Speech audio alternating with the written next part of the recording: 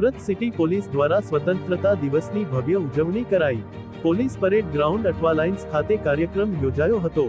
સુરત શહેર police commissioner Anupamsinh Gehlot કાર્યક્રમમાં મુખ્ય અતિથિ તરીકે ઉપસ્થિત રહ્યા।